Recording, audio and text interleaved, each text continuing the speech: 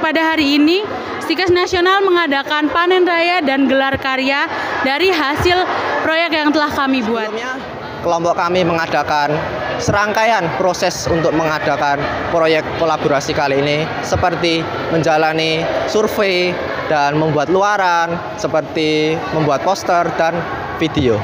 Setelah itu kita harus melakukan sosialisasi terhadap sekolah-sekolah yang ada di Kota Surakarta dan sekitarnya beserta masyarakat sekitar Stikes Nasional. Manfaat dalam kegiatan ini mengajarkan semua mahasiswa untuk berkelompok dan mendapatkan tugas yang masing-masing. Dan harapannya semoga mahasiswa mengadakan acara ini lebih sadar akan toleransi beragama di Indonesia. Terima kasih.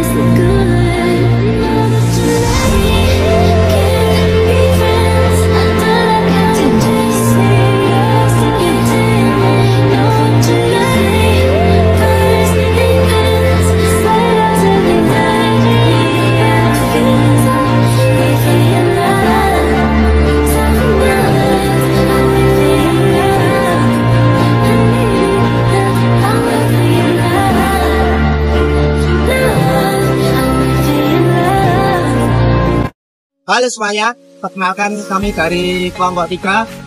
Kami akan melakukan eksplorasi Madrasah pertama di Desa Sawah Siti Katak beserta Masjid Al-Iqmah. Perkenalkan, nama saya Dedi Christian Gary. Saya Rizwan Dianto. Saya Agatha Yolandano Boni. Saya Helen Azara Kausarati. Saya Erkia Kalkira Madani. Yuk, suntik slide kami.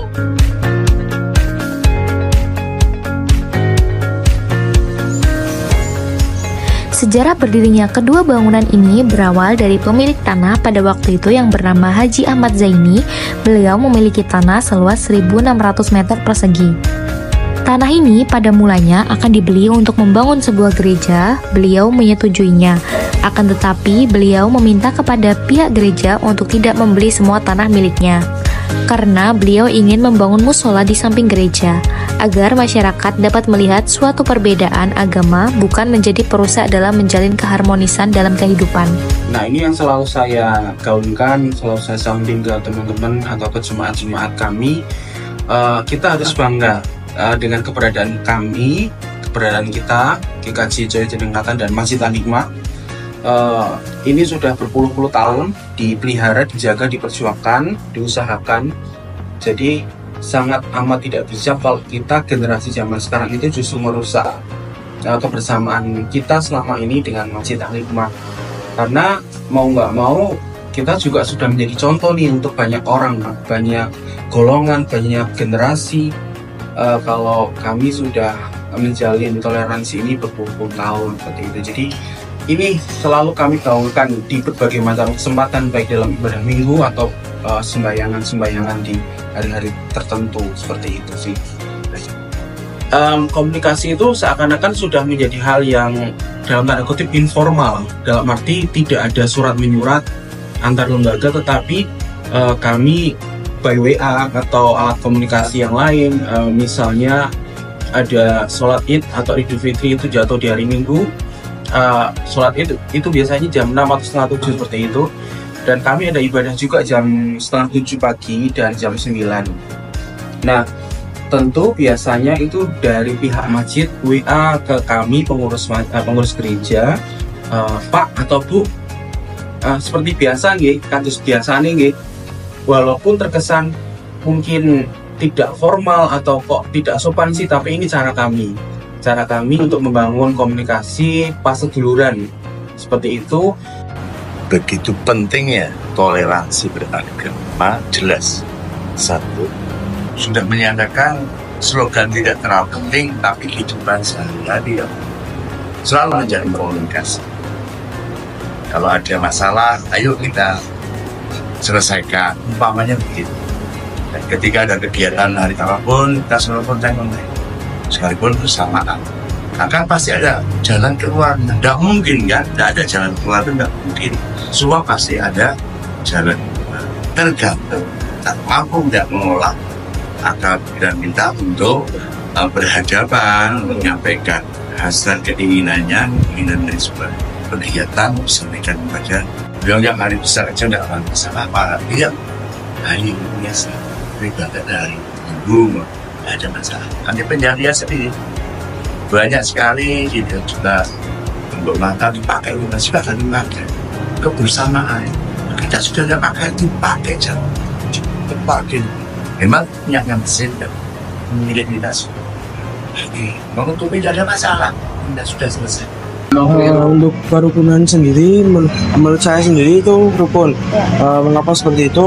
Melihat tahun kemarin, yang saya ingat waktu Idul Adha itu, kan di sini kan dipakai untuk korban juga.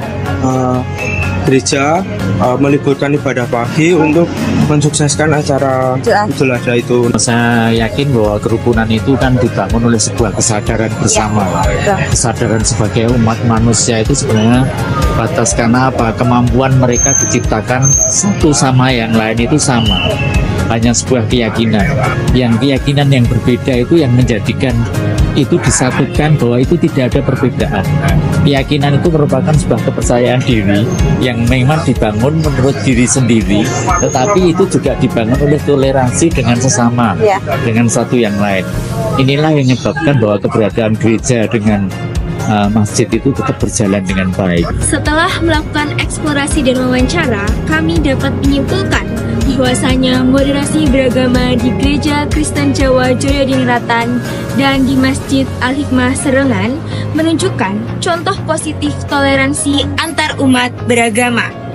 Kedua tempat ibadah tersebut saling menghormati dan berkoordinasi dalam pelaksanaan ibadah, meskipun ada perayaan yang bersamaan. Mereka telah membangun kebersamaan yang kuat, termasuk dalam kegiatan sosial seperti penggalangan dana untuk bencana alam tanpa membedakan latar belakang agama. Namun, tantangan moderasi masih ada, terutama dalam pengalaman ajaran di masyarakat. Terima kasih teman-teman yang sudah mengikuti kegiatan eksplorasi kami. Semoga apa yang sudah kami lakukan dapat bermanfaat buat teman-teman semua dan tentunya bagi kami. Terima kasih untuk atensi baiknya. Wassalamualaikum warahmatullahi wabarakatuh. Bye!